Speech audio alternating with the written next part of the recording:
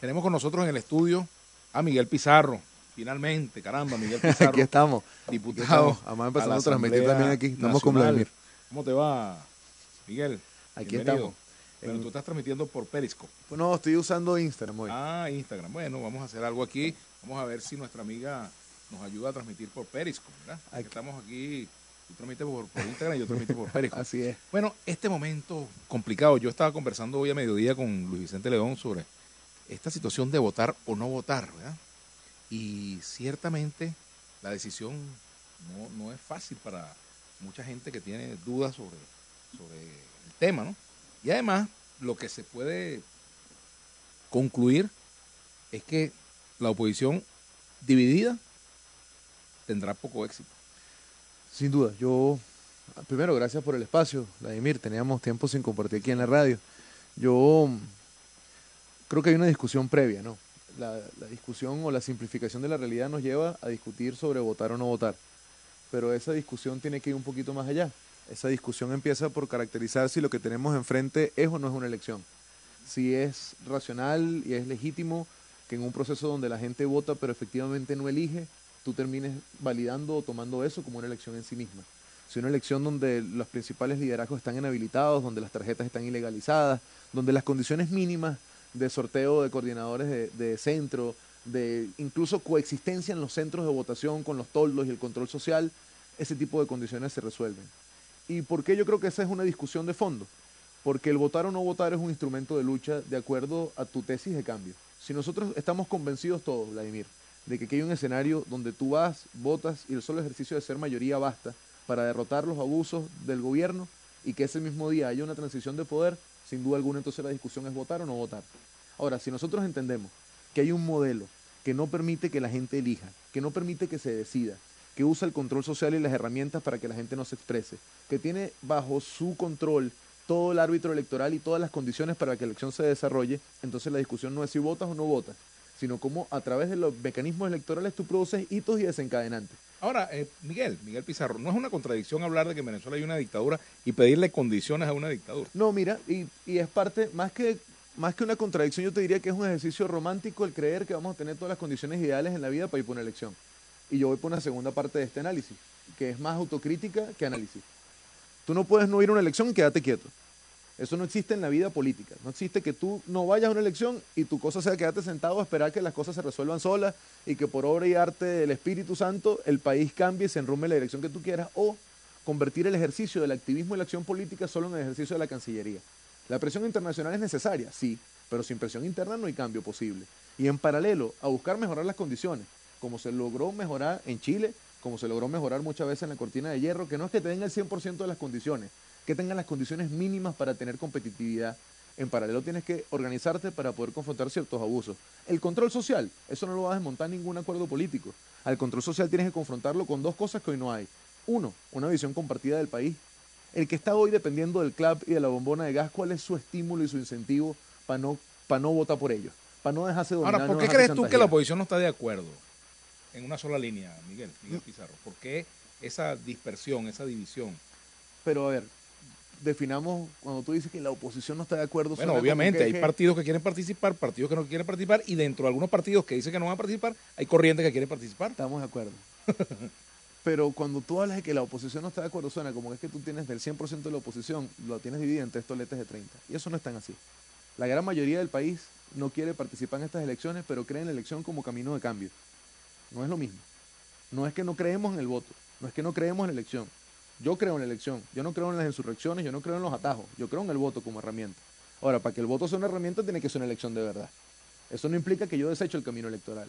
Ahora hay otra parte que ha convencido o se está convenciendo e intentando convencer a los demás de que esta es la misma elección del 2015, de que ser mayoría basta, de que es ético y es correcto ir a una elección aun cuando tienes aliados tuyos ilegalizados, inhabilitados o perseguidos, que está bien ir a una elección donde se construye un nuevo polo opositor, donde solo los que son cómodos al régimen y tienen sus tarjetas puedan participar y puedan ser los que dirijan la política. Y eso es algo que nosotros debemos resolver porque es un tema de fondo. Yo no voy a caer en la tentación de moler a palo al que es un aliado ayer y puede ser un aliado mañana, porque eso es el primer error si tú quieres recomponer el juego le dijiste en el futuro. Que eran cómodos al gobierno. Bueno, pero no, es que el MAS no es cómodo al gobierno. Es que el COPEI del Tribunal Supremo de Justicia no es cómodo al gobierno. Es que las tarjeticas esas chiquitas que nunca nadie sabe cómo existen, que hoy pueden inscribir candidatos cuando los partidos que de verdad existen no pueden inscribir, no son cómodos al gobierno. Ahora, no hablemos de los referentes. Hay referentes que tienen postura, que van, que vienen, que se paran en el centro a veces, que a veces se mueven más para allá que para acá, pero que son referentes con los que en algún momento tendremos que ver cómo nos encontramos. ¿Henry Falcón es cómodo al gobierno? Yo creo que Henry Falcón ha tomado una decisión y esa decisión la tiene sustentada en una tesis que yo creo que no es cierta. Ahora, molea palo a Falcón, ¿a quién ayuda? Esa discusión, ¿a quién ayuda hoy? A que el síndrome de división opositora sea lo que fortalezca el régimen para que se mantenga. Entonces peleemos lo que hay que pelear. ¿Esto es una elección o no es una elección? Ahora, La fíjate, gente hoy lo que pasa elige es que, o no elige. Lo que pasa es que una cosa son los partidos también y otra cosa es el sentimiento del descontento. Muchas veces se confunde lo que pueda pensar PJ, Avanzada Progresista, COPEI, el MAS o Voluntad Popular, con lo que es el gran conglomerado nacional que está descontento. Y está descontento hoy no es un requisito suficiente para poder cambiar las cosas. Y en eso hay que ser honestos. Si nosotros tenemos que dividir en una línea de tiempo la práctica opositora, del 2000 al 2006 la oposición creyó que por efecto gravitacional y deslegitimador el gobierno iba a caer solo. Y fue el golpe de Estado del 2002, la abstención parlamentaria del 2005, la cantada de fraude del 2006, el paro petrolero, una serie de errores por desconexión con las mayorías. Del 2007, que es donde nació mi generación, al 2015 se entendió que el voto era el camino, la construcción y consolidación de una mayoría para que a través de la herramienta electoral tú pudieras cambiar la realidad. Eso duró hasta el 2015. Si entramos donde estamos hoy, entendemos de entrada o de primer paso que el voto en sí mismo ha sido destruido por el gobierno, que la gente vota pero no elige, que hay un sistema que no permite que la gente se exprese libremente. Y te pongo dos ejemplos. ¿Cuánta gente no está fuera del país hoy, Vladimir? ¿Y cuántos de los que están hoy fuera del país tienen garantía de que pueden votar? No hablemos del discursito de Jorge Rodríguez, eso en la práctica. ¿Cuántos tienen hoy garantía de que van a poder expresarse? Y es que ellos no son un factor que puede cambiar la balanza de una elección. Vamos a los que están aquí. El que está en un sitio como Tucupita, como Turén, como Espino, que son sitios que uno recorre, yo no lo hablo desde la estratosfera, ese que hoy depende absolutamente del Estado, ¿tiene alguna condición, alguna garantía para en efecto poder elegir? Ese tipo de cosas tenemos que discutirlas, porque yo creo que hay que llegar a una elección, pero una elección de verdad, una elección donde los árbitros electorales den algún nivel de garantía, donde la observación sea una observación de verdad, que audite, que sea parte del proceso, no que sea un acompañamiento técnico que venga de turismo electoral el último día y avale o desavale un proceso de acuerdo a lo que vio el día de la elección, donde creo que todos tienen que poder participar, donde no puede ser que la política del gobierno de construir una oposición oficial haga que eso sea por ósmosis o por reflejo lo que nosotros vemos por Ahora, sentado fíjate que como hasta oposición. hace poquitos días seguían reuniones, hace 2, 3 semanas máximo, 2 semanas, reuniones entre factores de gobierno y de oposición, incluidos dirigentes de Primera Justicia, Un Nuevo Tiempo, Acción Democrática. O sea, esa conversación estaba presente, buscando condiciones para participar todavía, ¿no? Y yo, esto lo hemos hablado muchas veces, me acuerdo la primera vez que yo lo dije en público, lo dije en tu programa de televisión en el 2014, y dije, yo creo en el diálogo, así sea contra una pared. Y yo creo hoy en la negociación, así sea contra la pared. Yo creo que hay que hablarse, yo creo que buscar mejores condiciones, porque el rol del político es que la salida sea lo menos traumática posible. Ahora, ¿la conversación en sí misma resuelve el problema? No. ¿La conversación en sí misma garantiza que tú tengas las condiciones para medirte? No. ¿Que eso implica que hay que desechar ese esfuerzo y más nunca volver a hablar con nadie? Tampoco. Porque la política, si hacemos política y en verdad creemos que hay una solución política a esto, que la solución no es militar, como pareciera que hay un problema en la Fuerza Armada, que la solución no es extranjera, como algunos pareciera que tienen todo el sueño de que desde afuera nos resuelvan, y que la solución no es las cosas tradicionales de la política, sino que hay que propiciar condiciones para una transición, la negociación es Ahora, parte fíjate, de eso. Miguel Pizarro, hoy decía Luis Vicente León que es muy difícil calcular la participación electoral. Y uno lee las encuestas, hay diferentes encuestas con diferentes formas de interpretar este fenómeno. Y él decía, por ejemplo, que 41% de los venezolanos son los que quieren realmente ir a votar, que están decididos a votar, un 41%, que es una cifra más o menos alta. Y hay otro porcentaje que dice que iría a votar, mas no está totalmente seguro. ¿Ustedes han hecho mediciones, realmente estudios que les merezcan confianza con respecto a cuál es la real decisión del electorado venezolano hoy? Lo O hemos una hecho. cosa es el deseo de la dirigencia y otra cosa es lo que pasa en la Lo hemos en la hecho, calle. pero hay una cosa que decía mucho el papá de Jesús Farías, que es que cuál es el rol del líder, cuál es el rol del dirigente. Si nosotros vamos a seguir haciendo política, como hemos hecho política hasta ahora, que es para mandarse una encuesta, para ver qué quiere la mayoría, para salir a decirle a esa mayoría que tiene razón y meternos por cualquier callejón para que después seamos los culpables de una expectativa falsa, démosle con la opinión pública. Pues. Lo que sea la mayoría que quiera, vamos a empujarnos por ahí y cuando todo eso fracase, y venga la expectativa derrumbada, y vengan las decepciones, y vengan las tristezas, y vengan las migraciones, asumamos el costo de seguir siendo líderes de la opinión pública y no líderes políticos. Si nosotros nos asumimos con la responsabilidad de quienes tienen que liderar una política, el primer paso es hacer pedagogía. El primer paso es explicar por qué tú tomas las decisiones que tomas.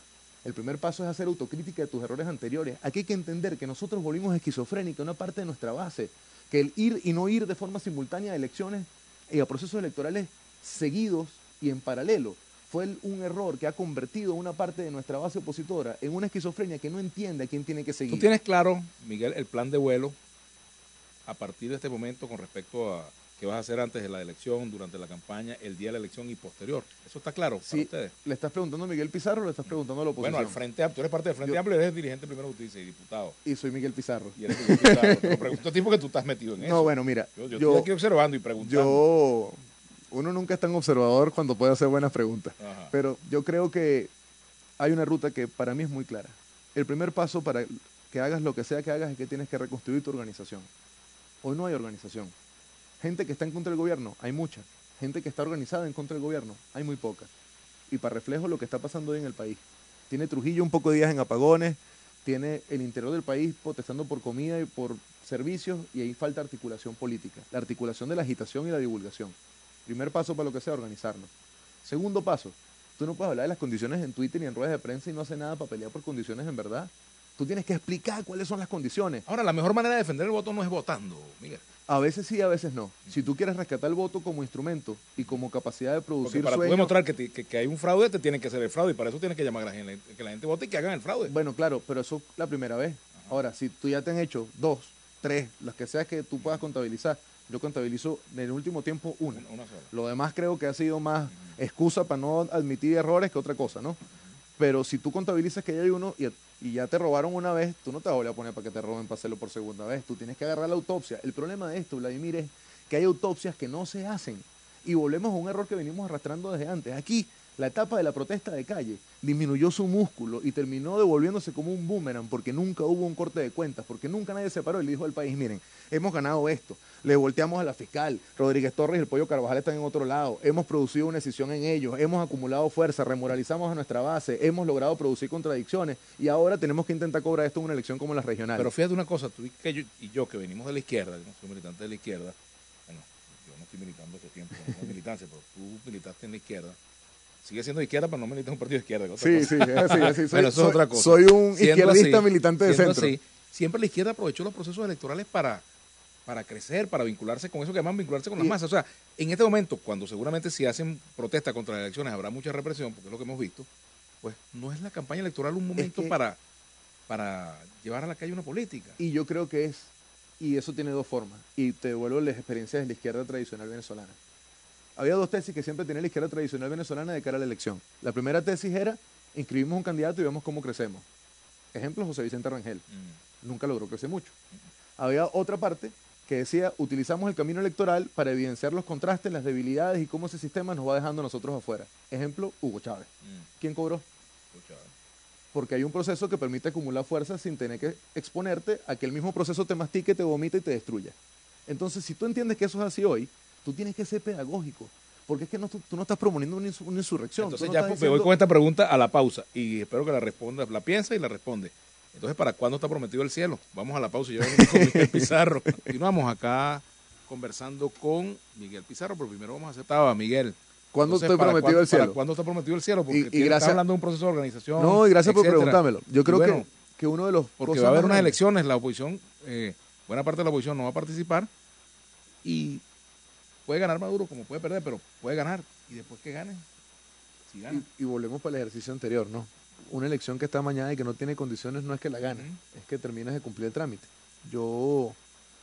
Una de las reflexiones más grandes que yo me llevo el año pasado, Vladimir, y que creo que debemos todos como ciudadanos exigirle a la política que empiece a corregir siempre, es ese mal manejo de las expectativas. Estamos a la vuelta de la esquina del cambio. Estamos a 6 meses de salir del tipo. Estamos en esa lógica todos los años como son el Año Nuevo del venezolano. Año Nuevo, abrazo a la familia, 1 de enero, duermo y cuando me paro, este sí es el año. Y el plan nuestro es todos los años el knockout. Mientras que tú te sigas planteando todos los objetivos maximalistas de entrada, vas a salir mal. Yo creo que una forma de corregir es dejar de prometer el cielo con un horizonte de temporalidad. Que eso es feo, que es doloroso, que es complicado decirlo, que es impopular. Sí, y a lo mejor yo lo digo porque tengo 30 años y me quedan bastantes años de vida para recuperar popularidad. Pero yo prefiero ser impopular diciendo una verdad que cae la mentira a la gente para que me aplauda, me siga, vote por mí en un caso o me haga retweet en el otro, que pareciera que son los estímulos Eso para hacer quiere decir política a que la veces. gente tiene que prepararse, los opositores, prepararse para un tiempo largo Yo de no sé si gobierno es de corto, Maduro. yo no sé si es largo, yo no sé si es mediano, Vladimir. Lo que no puede pasar es que sigamos nosotros amarrando nuestros planes a que en 5, 6 meses, en 3 semanas, en 2 semanas, en un año, esto se termine. Porque si tú entiendes que la lucha tiene que ser para que haya condiciones para poder votar, que tú tienes que romperle pilares que lo sostienen, tienes que romper los pilares de obediencia, no para que no sea un movimiento insurreccional, no para que se volteen, sino para que se pongan del lado de la Constitución y faciliten una transición. Y eso pasa incluso por los cuadros medios del chavismo, los cuadros medios que están hoy en el PSUV. Esos que le hablan a uno cuando camina en Petare y le dicen que lo que está haciendo la corrupción de la alcaldía de hoy en día, no, ellos no la acompañan. Que el problema de la maniobra con el CLAP que prioriza por política y no por necesidad, ellos no la acompañan. Es que hay que tener una operación política de verdad. Y yo estaba antes ¿Tú crees que hay un desarrollando chavismo una cosa. democrático? Andrés Velázquez dice que no hay, que no existe un chavismo democrático. Bueno, yo creo que cualquier expresión política que opte por el voto, que opte por la organización y por la vía pacífica y no por las armas, es democrática. Tú le puedes poner los matices que quieran. Pueden ser hegemónicos, no hegemónicos, troquistas, de izquierda, de derecha, pero al final existen. Y yo creo que hoy hay un profundo movimiento de decisión del que venimos gente como tú, como yo. Nosotros no somos químicamente puros opositores. Nosotros no somos... Yo soy de los que dicen, el 2002 fue un golpe de Estado. Y un golpe de Estado que fue un error y que de ahí generaron unos actores políticos que hoy pagan las consecuencias de haberse abierto luego el proceso de Chávez. Yo soy de los que cree que el paro petrolero solamente ayudó a las grandes burguesías de este país a hacer un poco de plata mientras que los pobres se comían un cable. Pero también creo que esto que está hoy gobernando está muy lejos de la izquierda. Está muy lejos del sueño de la emancipación del ciudadano. Tú me decías qué hacer si no vas a la elección. El primer paso, yo te decía que era organizarse. El segundo paso es ser pedagógico. Tú tienes que lograr construir tus categorías en la gente. ¿Cómo se está haciendo política hoy, Vladimir? Todo el mundo, ¿cómo está haciendo política hoy? Viene para acá, yo hago una entrevista contigo, se me conecta una gente aquí, una gente nos escucha y listo, check mi día de la política. Eso no puede ser. Tú tienes que bajar a hablar, a abrirte el debate, a que te increpen, a que te reclamen tus errores y a asumir tus errores para poder tener derecho a que te escuchen para poder seguir avanzando. Tercera cosa que tienes que hacer, tú tienes que prepararte. Si no tienes todas las condiciones del mundo ideal, tú no vas a ir más nunca más nada. Yo creo que tú tienes que tener una escala de prioridades. Árbitro electoral es un punto de honor. Ahora, es probable que tú no puedas levantar el control social. ¿Y a eso qué vas a hacer? ¿Vas a llorar? ¿Vas a andar como una Magdalena por la vida dando lástima o te vas a preparar para Claro, combatirlo? y en el caso del árbitro electoral, ese árbitro electoral tiene tiempo. Sí, pero ese Y árbitro... con ese árbitro ganamos la oposición en el Claro, pero ese 2015. árbitro no ha actuado con este nivel de deprave que actúa hoy en día, Vladimir. Yo te pongo el ejemplo en mi elección. A mí me cayó a plomo el comando de William Ojeda, de José Félix Rivas, y a mí los rectores del CNE me llamaron. Esas mismas rectoras del CNE, hubo un desastre en las elecciones regionales y no fueron capaces sino de decir, eso es solo un tema de percepción, eso no ha pasado, eso no es verdad. Esas rectoras en el 2015 defendieron actas de elecciones impugnadas, son las mismas que cambiaron manualmente las actas de Bolívar para que ganara el candidato que no era Andrés Velázquez, para que le robaran la elección. Entonces, Justo Noguera Pietri. Entonces no estás en el mismo punto donde estabas antes, porque la política no es lineal. La política es como la historia, hace zigzag. Y en el zigzag, ¿qué haces tú? Te quedas intentando amarrar la cosa lineal y te haces rehén de tus errores y tu soberbia no te permite cambiar la estrategia, o te adecuas al momento y ves cómo recompone. Yo creo que este país tiene que llegar a una elección de verdad. Y por eso yo no caigo en la tentación de moler a palo el voto y la elección como herramienta. Ese es el sueño mojado de algunos. Que los que estamos más jóvenes, que hemos dado ejemplo real, testimonio real de que lo que decimos lo hacemos y lo que hacemos es lo que creemos, caigamos en el jueguito de que aquí no hay forma alguna de salir de esto ya más nunca. Que nuestra opción es que venga el señor Naranja y mande un poco de gente para acá, o que aquí unos señores Olivas se levanten y resuelvan la cosa. Yo no creo, porque si yo creo eso, entonces yo no hago más política. Yo me voy para mi casa y me pongo a leer libros y espero que por gracia divina las cosas se resuelvan.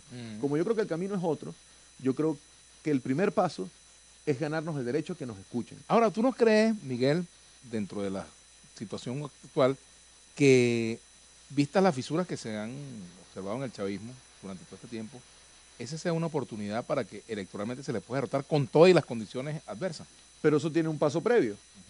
Había una tesis importante se me olvidó el nombre del autor, pero después lo decía también Canetti, es que no hay victoria política sin victoria, no hay victoria electoral sin victoria política. Y tú tienes que construir primero una victoria política. Las decisiones del gobierno, las divisiones dentro del gobierno, no encuentran hoy en la oposición una expresión de reconocimiento y de respeto, de inclusión. no como una cosa pragmática, transaccional, de que necesito tener aquí a 3 tipos para que se tomen Como la foto. dicen en Estados Unidos, el negro necesario. Sí, no, claro, la cosa esta de Benetton, pues necesitamos un chinito, necesitamos uno de color, necesitamos uno así. No puede ser así. Tú orgánicamente tienes que darle espacio a esa acción política, porque si tú no logras producir eso como una derrota para el gobierno, es absolutamente impune. Mira, este es un gobierno que perdió a la fiscal, al jefe de la inteligencia, al jefe de la contrainteligencia y al jefe de PDVSA, y todavía la gente habla de la división de la oposición. Eso no es culpa de la opinión pública, eso es culpa de que hay una estrategia opositora que no cobra sus propios éxitos. Una pregunta te voy a hacer, aquí en este ping-pong. Cuando tú sonríes así siempre una recta para los codos. No, la siguiente. Henry Falcón es un segundo de Arias Cárdenas. Mira, primero, ¿Tú yo no tengo la edad para haber ponderado lo de Arias Cárdenas. Es claro que Arias Cárdenas tuvo su estrategia. Yo no soy el más objetivo para poder opinar sobre Falcón. Nosotros tuvimos una experiencia de militancia conjunta que fue claramente un enorme fracaso. Yo creo que Falcón, tal como está actuando hoy, no ayuda al proceso de cambio del país. Y te pongo un ejemplo práctico. Un gobierno que está aislado internacionalmente. Un gobierno que en el mundo entero es visto como un régimen que abusa de su poder y que somete a su pueblo al hambre y a la crisis. No tiene nadie por qué lavarle la cara en un espacio como la ONU y llegar con su embajadora a la puerta y a pedirles que en conjunto vengan y reconozcan, actúen como si fuera una democracia normal. Y eso son cosas de la táctica. Y lo mantengo en el plano táctico. Porque lo otro es entrar en un espacio donde yo nunca espero que nadie entre conmigo, que es la valoración personal sobre esa acción política. Él tiene sus incentivos, él tiene sus estímulos, él sabrá por qué decide lo que decide. Pero lo que es dominio de todos, tiene que ser también sometido al escrutinio de todos.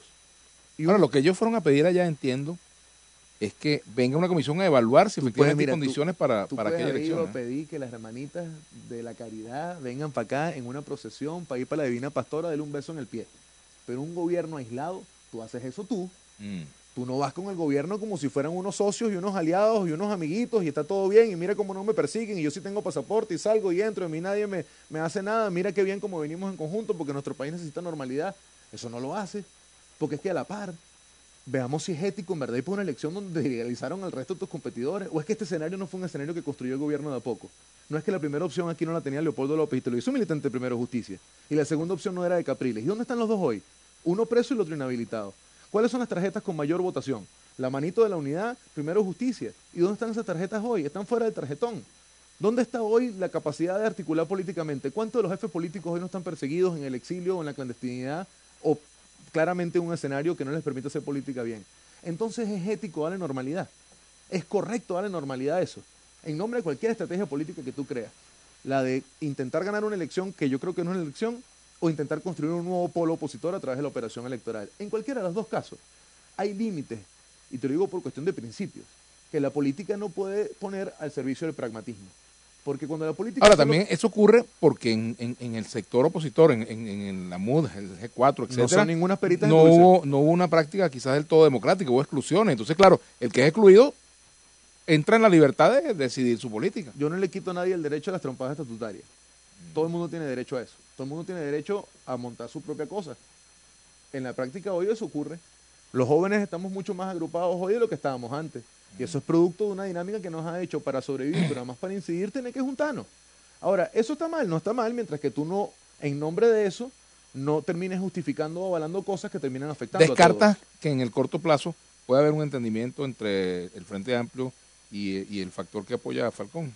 Cualquier entendimiento pasa por la tesis y la decisión política. Yo no le hemos traído la discusión, pero te lo escuché hace unos días en otra entrevista y me quedé con la pregunta, incluso la traía anotada porque yo sí quería responderla. Ajá.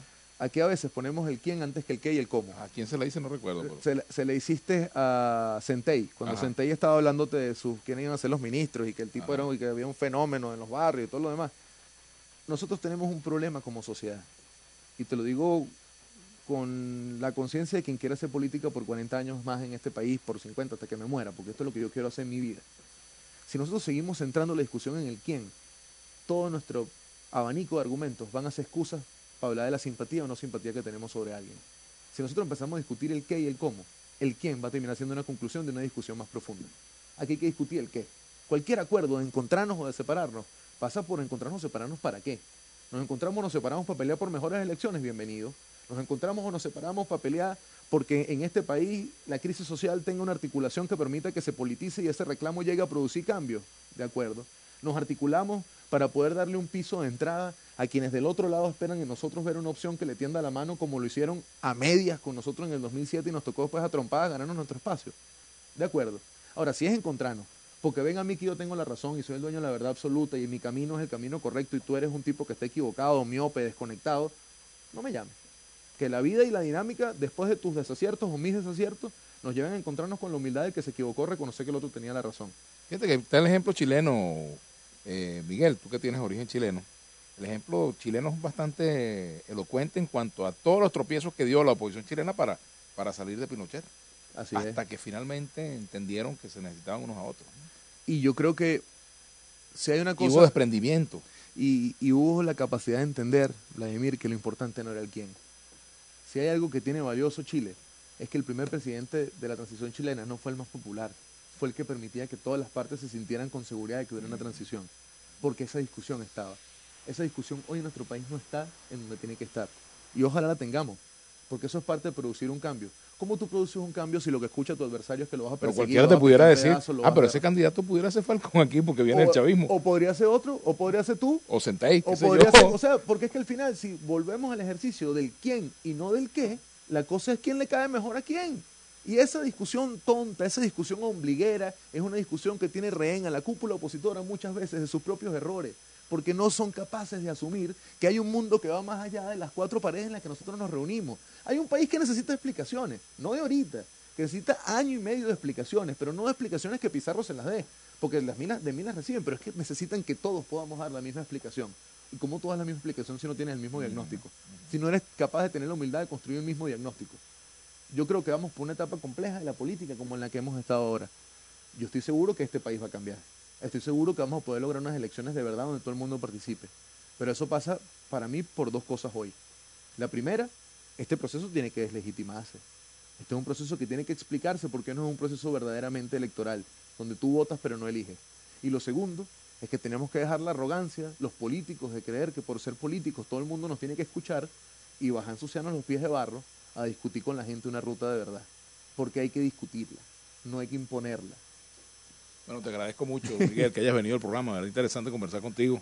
Siempre con esa pasión. A mí, ¿Ah? mira, además, esto es un momento... Y gracias por el libro que me has regalado de Leonardo Padura, El hombre que amaba a los perros. Para los que no lo saben, Vladimir es un amigo de la familia de siempre y yo Sí. le agradezco mucho a Vladimir, que es de los espacios donde yo más discuto contra lo que yo mismo creo. Te agradezco mucho. Pero hay un último mensaje, Vladimir. Penúltimo. Sí, bueno, porque nunca hay último, ¿no? Hoy hay una estrategia del gobierno, y se lo digo al que nos escucha. Que usted sienta que no hay forma de salir de esto. Que usted sienta que hay un poco políticos que están desconectados, que pelean por una botella vacía, mientras que usted la crisis se lo está comiendo. Que el día a día lo destruye. Y eso no es verdad. Primero, no todos los políticos somos iguales. Segundo, no todos estamos condenados a vivir como estamos viviendo. Y tercero, salir de esto pasa por la convicción de que nosotros somos capaces de salir de esto. Un país que no está convencido de que puede salir de lo que lo domina, es un país que está condenado a que lo dominen. Y ese primer paso es deber nuestro, de la dirigencia política. Pero en segundo nivel, es deber del ciudadano de abrir sus oídos a escuchar otra vez que hay esperanza y que hay futuro, que esta cosa puede cambiar.